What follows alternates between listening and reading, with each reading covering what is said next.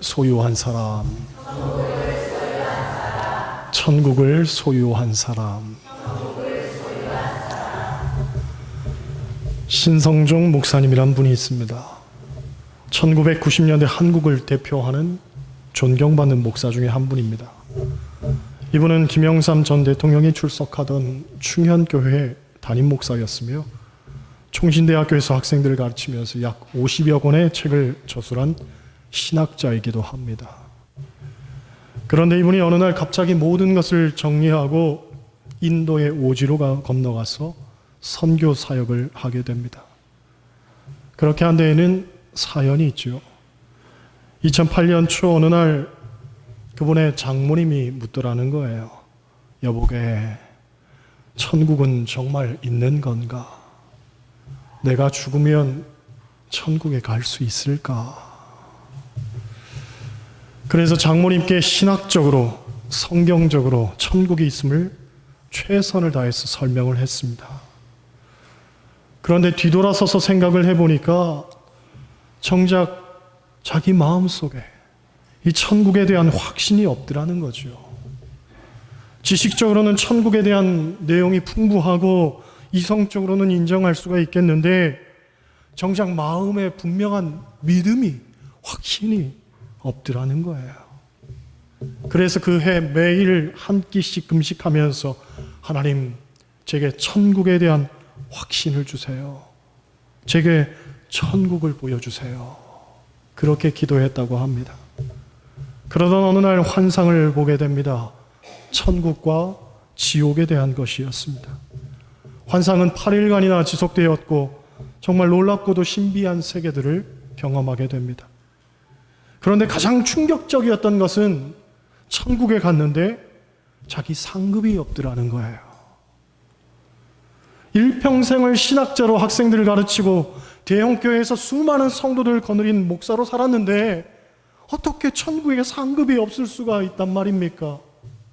그런데 하나님 음성이 들리는데 지금까지 내가 한 일은 너 자신을 위해서 한 일이다. 나를 위해 한 일이 아니다. 그런 말씀하더라는 거예요. 지금까지 한 일은 너를 위해서 한 일이지 나를 위해 한 일 아니라는 거예요. 환상 중이었는데도 가슴이 철렁 내려앉았습니다. 아, 그렇구나. 지금까지 나는 내 성공, 내 영광을 위해서 살았구나. 사람들은 몰라도, 아니 나 자신조차도 그렇지 않다고 부인하면서 살았지만 하나님은 아셨구나. 하나님은 내 마음과 생각을 다 살펴보고 계시는구나. 환상에서 깨어난 이분이 두 가지 일을 합니다. 하나는 그가 본 환상의 내용을 책으로 씁니다. 그 책이 신성종의 내가 본 지옥과 천국이라는 책이고, 두 번째 한 일은 이제부터는 하나님이 인정하시고 기뻐하시는 일을 해야 되겠다 하고 생각하고서는 노구를 이끌고 인도의 가장 열악한 곳으로 복음 들고 선교하러 가게 됩니다. 이분이 고백하기를 당신이 선교사로 갈 기회가 2번 정도 있었다고 합니다. 그런데 자기는 세상 욕심 때문에 가지를 않았고 당신 대신 간 2명의 선교사는 모두 순교했다고 합니다. 예전 같으면 죽음이 두려워서 선교사로 갈 생각을 하지 않았겠지만 하나님이 보여주시는 이 천국에 대한 확신을 갖게 되니 기쁨으로 갈 수 있었노라. 그렇게 고백하죠. 여러분, 천국이 있다는 것을 믿으십니까? 철학자 키에르케고르는 우리는 모두 죽음에 이르는 병을 앓고 있는 존재라고 했습니다. 곧 인간은 죽음을 향해 가는 존재라는 거예요. 세상 누구도 죽음을 피할 수는 없습니다. 성경도 말하기를 한 번 죽는 것은 사람에게 정한 것이라고 했습니다. 그러니까 어떤 면에서 모든 인류에게 가장 공평한 것이 있다면 죽음이지요. 그런데 문제는 무엇이냐면 죽음 이후에 심판이 있다는 것, 그게 문제입니다. 죽는 것으로 인생이 끝나는 것이 아니라 내가 이 땅에서의 산 삶에 대한 계수를 하나님이 하신다는 거예요. 하나님의 저울에 우리의 죄를 달아보아서 그 무게의 경중을 따라서 어떤 사람은 천국으로 보내고 어떤 사람은 지옥으로 보내는 겁니다. 그런데 우리가 알아야 되는 것이 있습니다. 성경은 모든 사람이 죄를 범하였음에 하나님의 영광에 이르지 못하였다라고 말합니다.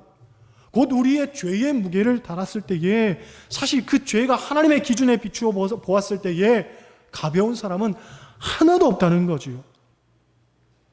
여러분, 죄라는 것은 크게 두 가지입니다. 원죄와 자범죄입니다. 원죄란 아담으로부터 내려오는 죄입니다.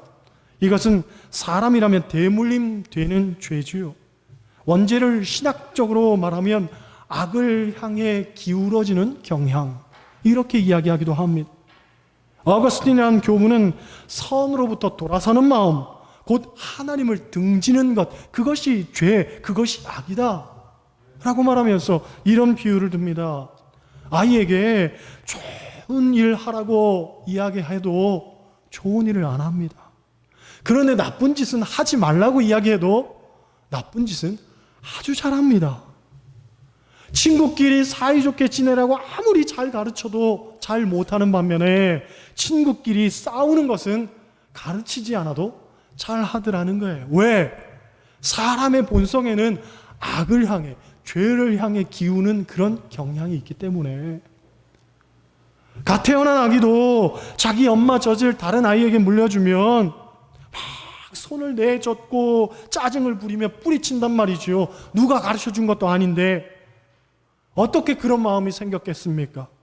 사람에게는 원죄라는 게 있더라는 거예요. 근원적으로 내 마음속에는 이 나쁜 마음, 악한 마음, 죄의 마음이 존재하고 있더라는 거예요. 원죄. 둘째는 자범죄입니다. 자범죄. 이것은 내가 스스로 범죄한 죄로서 성경은 외면적인 죄와 내면적인 죄로 분류를 합니다. 외면적인 죄란 겉으로 드러난 죄를 말하지요. 도둑질하고 강도짓을 저지르고 살인죄, 이런 것들이 다 드러난 외면적 죄입니다. 그런데 예수님은 이런 죄 못지않게 내면적으로 짓는 죄, 곧 마음으로 짓는 죄도 아주 무서운 죄라고 선언하죠. 마태복음 5장 21절, 22절을 보면 이런 말씀이 있습니다. 옛사람에게 말한 바 살인하지 말라. 누구든지 살인하면 심판을 받게 되리라 하였다는 것을 너희가 들었으나 나는 너희에게 이르노니 형제에게 노하는 자마다 심판을 받게 되고, 형제에게 노하는 자마다, 형제에게 화를 내는 자마다 심판받는다는 거예요. 심판받을 일이라는 거죠.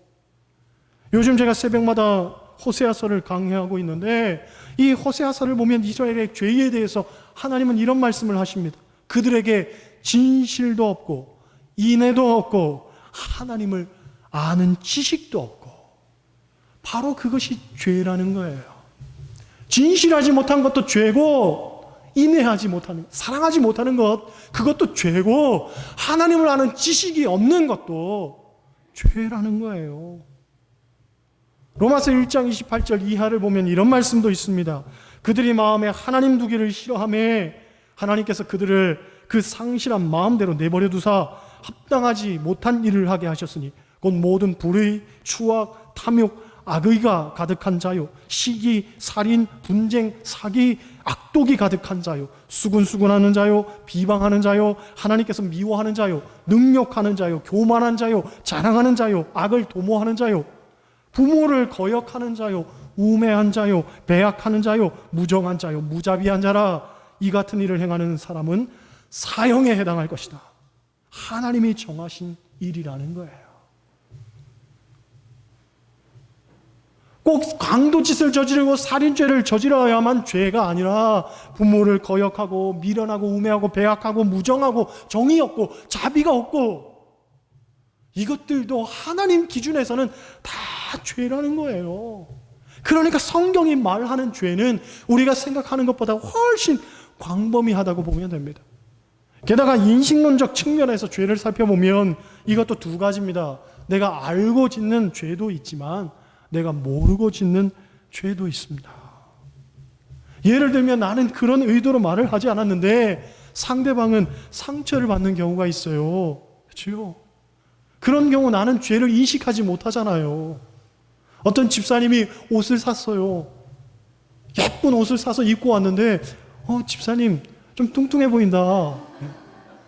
사이즈가 작나 봐. 난 작으니까 바꾸라고 한 얘기예요.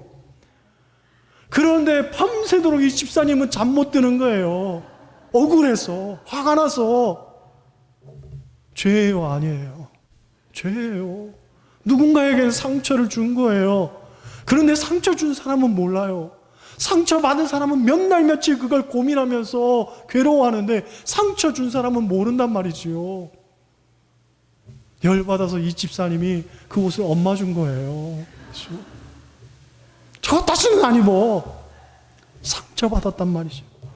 그런데 이런 죄를 우리가 너무 많이 짓고 사는 거예요. 작은 말 한마디, 별것 아닌 말 한마디. 그런데 그 말 한마디에 누군가는 너무 큰 비수가 가슴에 박혀 있단 말이죠. 그렇죠? 나는 기억하지 못하는 이 죄, 여러분 어떻게 하겠습니까? 이걸 간단한 비유지만 결국 우리는 다 죄인이라는 거예요. 그리고 죄의 삭은 무엇입니까? 사망인데 이 죄의 문제를 해결하기 위해서 예수 그리스도께서 오셨다는 거예요. 그분이 십자가의 죽으심으로 말미암아 우리의 모든 죄는 사하여지고 하나님의 생명책에 우리의 이름이 오를 수 있게 된 겁니다. 그러므로 우리가 할 일은 오직 하나지요. 예수 그리스도를 믿기만 하면 됩니다. 다른 이로서는 구원을 얻을 수 없나니 천하인간의 구원 얻을 만한 다른 이름을 우리에게 주신 일이 없다고 했어요. 그렇죠? 누구든지 예수 그리스도를 믿기만 하면 구원을 받는다고 성경은 말합니다. 그러니 앞서 키에르케고르의 말처럼 인간은 죽음을 향해 가는 존재인 것 같지만 예수 그리스도를 믿는 우리는 그 죽음도 얼마든지 이기면서 사는 거예요. 그러므로 여러분 믿음으로 천국에 대한 소망을 갖고 사시기를 원합니다. 천국은 예수님께서 가르쳐 주신 곳입니다. 그것은 상상 속의 나라가 아니라 실제 하는 곳이죠. 예수님 말씀 가운데 많은 비유를 드셨는데 그 비유의 상당 부분이 천국에 대한 비유입니다. 마태복음 5장을 보면 산상수훈이 나옵니다. 예수님은 산상수훈의 첫 시작에서 8복을 말씀하셨는데 이 8가지의 복을 나열하면 다음과 같습니다. 심령에 가난한 자는 복이 있나니 천국이 그들의 것이며 애통하는 자는 복이 있나니 그들이 위로를 받을 것이며 온유한 자는 복이 있나니 그들이 땅을 기업으로 받을 것이며 의에 줄이고 목마른 자는 복이 있나니 그들이 배부를 것이며 긍휼히 여기는 자는 복이 있나니 그들이 긍휼히 여김을 받을 것이며 마음이 청결한 자는 복이 있나니 그들이 하나님을 볼 것이며 화평하게 하는 자는 복이 있나니 그들이 하나님의 아들이라 일컬음을 받을 것이며 의를 위하여 박해를 받는 자는 복이 있나니 천국이 그들의 것임이라. 할렐루야. 이 팔복에서 가장 중요한 것이 뭐냐면 팔복의 시작이 되는 복과 팔복의 끝이 되는 복이 같다는 거예요. 그 복이 무엇입니까?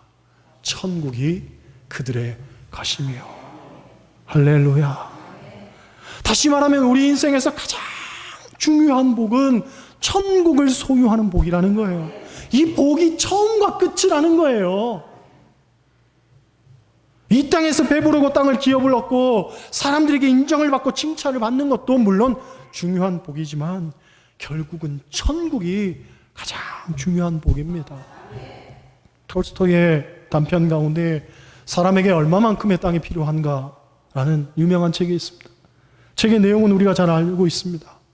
한 소장농이 있었어요. 땅을 빌려서 농사를 지어도 지주에게 도지세 내고 나면 입에 풀칠조차 하기 힘듭니다. 하루하루 사는 게 힘들었습니다. 그러던 어느 날 마귀가 그에게 나타나서 제안을 하지요. 네가 하루 동안 밟는 경계 안에 있는 모든 땅을 주겠다. 하지만 그 경계 해가 지기 전까지 돌아와야 된다. 돌아오지 못하면 무효다. 그러지요. 그래서 농부는 아침 일찍 일어나 해가 뜨자마자 달리기 시작합니다. 조금이라도 더 큰 땅을 얻으려고 달리고 또 달립니다. 점심도 굶었습니다. 할 수 있는 한 크게 원을 그려서 엄청난 땅을 확보하려고 했습니다. 그런데 너무 욕심을 부리다 보니까 어느새 해가 들판 저 너머에 지고 있는 겁니다. 죽을 힘에 달리고 또 달립니다. 조금만 더 달리면 처음 출발했던 지점에 다시 도착하게 되죠. 해가 막 떨어지려고 합니다. 숨이 턱끝까지 차오르지만 죽을 힘에 달립니다. 결국 해가 지기 전에 시작 지점에 도착하게 됩니다. 엄청난 땅을 소유하게 된 큰 부자가 이제 되는 겁니다. 하지만 너무 힘이 들어서 숨을 몰아쉬다가 죽고 말지요. 결국 그 농부에게 돌아간 땅은 그가 묻힌 한 평도 안 되는 무덤뿐이었다는 것. 여러분, 이 이야기를 통해서 톨스토이는 그런 메시지를 우리에게 줍니다. 인생이란 뭔가 엄청난 것을 향해 달려가고 있는 것처럼 보이지만 결국 이 땅에서의 삶은 아무것도 아니더라. 그런 거죠. 여러분, 그런 얘기가 있습니다. 뭐든지 투자한 만큼 얻게 된다는 거예요. 학생이 공부에 많은 시간을 투자하면 좋은 대학에 들어갑니다. 취미를 위해서 많은 시간을 거기에 투자를 하면 실력이 향상이 되는 거죠. 새 집을 갖기 위해서 많은 돈을 투자하면 결국 집을 살 수 있습니다. 너무나 당연한 일입니다. 많이 투자한 것만큼이나 우리는 얻을 수 있습니다. 그렇다면 여러분은 천국을 얻기 위해서 얼마만큼 투자하고 사십니까? 공부는 하기 싫은데 좋은 대학은 가고 싶고, 노력은 하기 싫은데 뭐든지 잘하고 싶고, 돈은 없지만 좋은 거 다 갖고 싶고 좋은 거 먹고 싶고, 그런 사람 심보를 가리켜서 우린 뭐라고 이야기합니까? 도둑놈 심보라고 이야기합니다. 그렇죠? 여기 계신 분들 중에 천국 가고 싶지 않은 분은 한 분도 없을 겁니다. 난 천국 가기 싫어요. 난 지옥 가가지고 아주 따뜻한 그 지옥불에서 지지면서 살 거예요. 이런 분은 없잖아요. 그렇죠? 다 천국 가고 싶잖아요. 저도 마찬가지예요. 천국 가고 싶어요. 그런데 문제는 천국에 가기 위해서 여러분은 도대체 무엇을 준비하고 있으며 어떤 노력을 기울이며 살고 있느냐는 거죠. 여러분, 죽음은 엄연히 내게도 온다는 것을 알아야 합니다. 죽음은 누구에게나 연중무휴입니다. 연세가 많으신 분에게도 죽음이 찾아오지만 젊디 젊은 사람에게도 찾아옵니다. 한 3주 전에 제 후배 목사님 한 분이 30대 중반의 나이에 죽었습니다. 개척교회 하면서 경제적으로 너무 힘이 드니까 밤에 나가서는 새벽까지 대리운전하고 들어오고, 새벽 예배 끝나고 나가서는 다시 나가서 우유 배달하고 신문 배달하고, 낮에 조금 자다가 전도하고 교회를 하고 집안일도 하고 열심히 살았는데, 새벽 예배 드리겠다고 나가면 목사님이 집에 안 들어오니까 사모님이 교회를 가봤더니 강대상에서 피를 토하고 쓰러져 있더라는 거예요. 어젯밤 민사하고 잠들었는데 아침에 일어나 보니까 싸늘한 시체가 된 거예요. 몇 살에? 30살 중반에. 얼마나 가슴 아픈 일입니까? 그런데 그게 남의 일이 아니라는 거죠. 그렇죠? 내게는 일어나지 않는 일이라는 생각. 바로 그런 생각이 우리로 말미암아 천국에 대해서 준비하지 않게 하는 요인이 되는 거죠. 여러분, 나와 동떨어진 일이 아닙니다. 얼마든지 내게 일어날 수 있는 일이고, 그리고 언젠가는 내게 일어날 일입니다. 그저 빨리 오는가 늦게 오는가의 차이일 뿐이지 죽음으로부터 자유로운 사람은 한 사람도 없단 말이죠. 전도 폭발 훈련을 하면 전도 대상자들에게 하는 질문이 오늘 밤 거기서부터 출발합니다.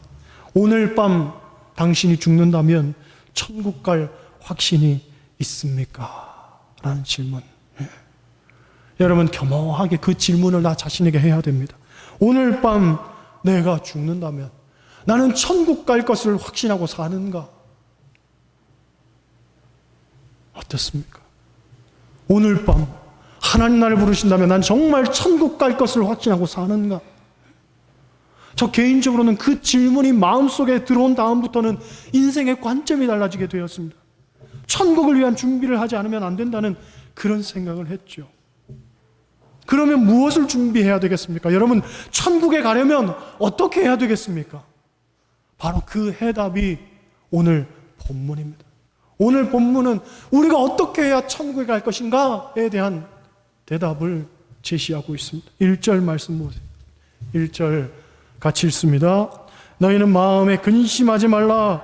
하나님을 믿으니 또 나를 믿으라. 할렐루야. 천국을 생각하면 우리에게 무엇부터 생기냐면 사실 근심부터 생깁니다. 천국이 너무 좋고 천국에 가면 행복하고 천국을 생각하면 기쁨이 생기는 게 아니라 천국을 생각하면 할수록 두려움이 생기고 근심이 생긴단 말이죠. 무엇을 해야 될까? 어떻게 해야 될까? 과연 죽은 이후에 내 삶은 어떻게 될까? 그렇죠? 그런데 주님께서 뭐라고 말씀하시냐면 근심하지 마라. 너희는 마음에 근심하지 마라. 걱정하지 마라. 왜 그렇습니까? 주님께서 다 예비하고 계신다는 거죠. 이미 우리를 위해서 거처를 예비해 놓으셨고 또 시간이 되면 하나님께로 우리를 인도하여 가실 거라는 것. 그러니까 너희가 해야 할 것은 오직 하나, 하나님을 믿으니 곧 나를 믿으라. 나를 믿기만 하면 된다는 거예요. 예수 그리스도를 믿기만 하면 된다는 거예요. 다른 건 필요 없어요. 오직 예수밖에는 없어요. 그래서 6절 말씀 보면 내가 곧 길이요 진리요 생명이니 나로 말미암지 않고는 아버지께로 올 자가 없다. 곧 나를 통해서만이 하나님께로 갈 수 있다. 그렇게 선언하지요. 사람의 노력이나 행위로 천국 가는 게 아닙니다. 오직 하나님 은혜로 예수 그리스도를 통해서만이 천국에 가는 거예요. 성경은 말하기를 오직 의인은 믿음으로 말미암아 살리라고 했습니다. 그 믿음은 예수 그리스도를 믿는 믿음이죠. 예수 그리스도를 믿기만 하면 구원을 얻는 거예요. 많은 사람들이 구원을 너무 어렵게만 생각합니다. 그래서 천국에 대한 확신을 갖지도 못하고 또 그 반등으로 천국을 생각조차 하지 않죠. 성경은 천국을 어렵게 말하지 않습니다. 우리의 구원에 대해서 우리에게 너무 크고 무거운 것을 요구하지도 않습니다. 그건 내 생각일 뿐입니다. 구원은 오히려 쉽고 가볍습니다. 그래서 요한일서 5장을 보면 하나님을 사랑하는 것은 이것이니 우리가 그의 계명들을 지키는 것이라. 그의 계명들은 무거운 것이 아니로라. 신앙생활은 무거운 게 아니에요.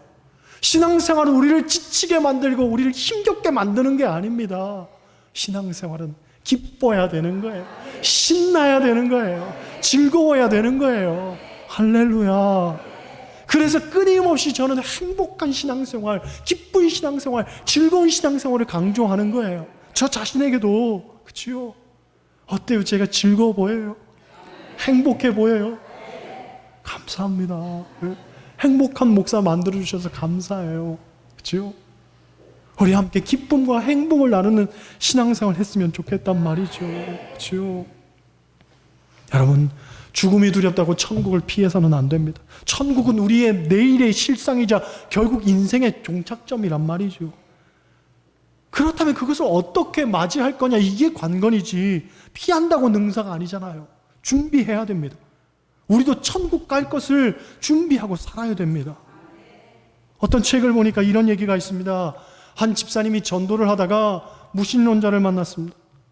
예수 믿으라고 구원받으라고 그렇게 이야기를 해도 무신론자니까 하나님이 살아계신지 안 살아계신지 어떻게 압니까? 하더라는 거예요. 또 천국과 지옥이 있는지 없는지 그거 어떻게 아냐고 묻더라는 거죠. 그래서 그 사람에게 집사님이 이런 질문을 했습니다. 만약 천국과 지옥이 있다고 가정을 한다면 선생님은 어디에 갈 것 같습니까?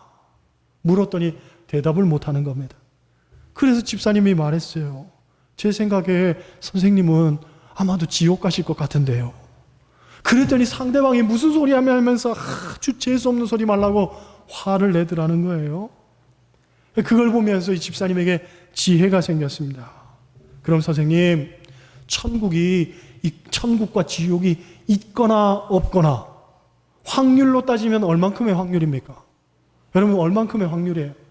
50% 확률 아니잖아요. 확률이잖아요. 그죠? 반반이에요. 천국과 지옥이 있을 확률 50%, 없을 확률 50%. 그죠? 확률로 따지면 반반이잖아요. 그럼 생각해 보세요. 버스를 타고 가는데 사고 날 확률이 반반입니다. 50대 50이에요. 그러면 그 버스 여러분 타시겠어요? 안 타시겠어요? 교회에서 차량 운행을 하는데 죽을 확률이 반이고 안 죽을 확률이 반이에요. 차를 타시겠어요? 안 타시겠어요? 미쳤어요, 그걸 타게. 이렇게 대답하겠죠. 그렇죠? 절대 안 탈 겁니다. 50%의 확률. 절대 안 탈 거예요. 그렇죠? 집사님이 그 사람한테 물었더니 그분도 안 탄다는 거예요. 그런 차를 왜 타냐고, 그런 버스를 왜 타냐고. 예? 그럼 제가 다시 한번 물어볼게요. 예? 음식이 두 그릇 있어요. 둘 다 아주 맛있습니다. 그런데 하나는 독이 들어가지고 죽어요, 죽어. 이거 먹으면 죽어요. 그러면 그 둘 중에 여러분 골라 먹겠습니까? 아예 안 먹겠습니까? 그걸 먹으면 제정신이 아니지. 그걸 왜 먹어요, 그죠? 죽을 확률이 반반인데, 그죠? 절대 안 먹겠죠. 이 반반이라는 확률, 50%라는 확률, 이게 생각보다 엄청난 거예요. 엄청난 거예요.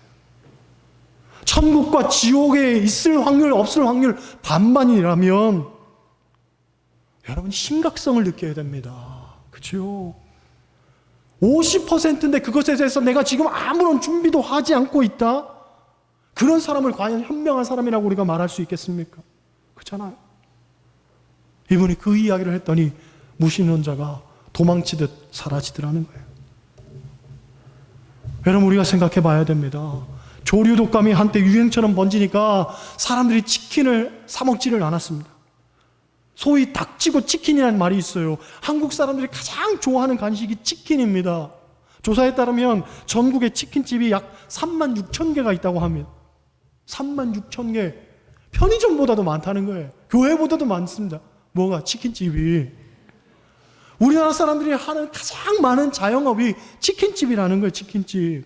그만큼 한국 사람들이 치킨을 좋아합니다. 지금도 치킨 얘기 듣고서 침 흘리는 분이 두 분 있어요. 그 가운데 한 사람 저입니다. 저도 치킨을 무지하게 좋아하거든요.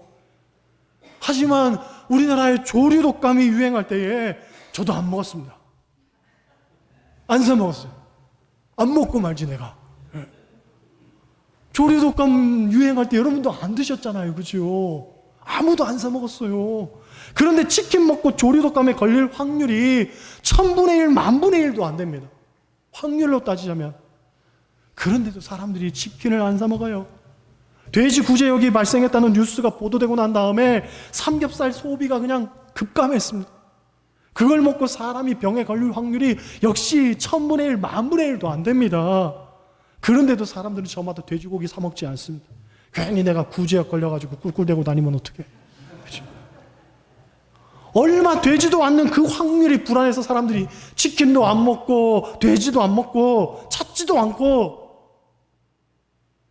그게 사실은 지혜로운 거지만, 그죠? 그런데 생각해보면 그렇게 자기의 생명을 소중하게 생각하는 사람들이 이 영혼의 생명을 위해서 50%의 확률이라면 지금 뭘 하고 있는 거예요, 우리가? 우리의 영혼의 내일을 위해서 하나도 준비도 하지 않고 인생 방만하게 그냥 손 놓고 있다면 이보다 미련한 인생이 어디 있습니까? 그렇잖아요. 지금이라도 여러분, 이 심각성을 받아들여야 됩니다. 그리고 준비해야 됩니다. 무엇을 준비해야 됩니까? 그 준비는 어렵지 않습니다. 우리가 해야 할 준비는 다른 것 없습니다. 그냥 예수 그리스도를 믿기만 하면 됩니다. 할렐루야. 예수 그리스도를 믿기만 하면 구원을 받고 천국에 갑니다. 예수 그리스도를 믿지 않으면 지옥에 가는 것이고, 너무 간단한 명제입니다. 그렇죠? 아니, 죽으면 천국과 지옥이 어디 있어라고 말하지만 천국과 지옥이 있거나 없거나 50% 확률, 그렇죠? 1000분의 1, 10,000분의 1 때문에 두려워하면서도 50%의 확률을 위해서 과연 하나도 준비하지 않고 산다면 그 사람이 가장 어리석은 사람이에요. 여러분, 죄를 짓지 않아서 천국에 갈 수 있는 사람은 아무도 없습니다. 천국은 죄가 없어서 가는 것이 아니라 죄를 지었음에도 불구하고 하나님의 은혜와 긍휼로 오직 예수 그리스도의 그 십자가의 보혈을 통해 누구든지 예수 그리스도를 믿기만 하면 가는 거예요. 그렇죠? 우리에게 죄가 많아도, 인생을 참담하게 살았어도, 부끄럽게 살았어도 사실 그건 하나님 보지 않습니다. 왜? 천국은 믿음으로 가는 나라이기 때문에. 그렇죠?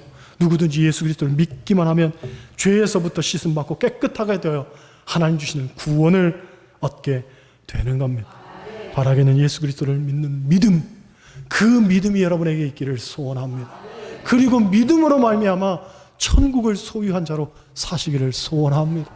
누군가 나에게 당신 오늘 밤 죽으면 천국 갈 것을 확신하냐라고 묻는다면 네, 그래요.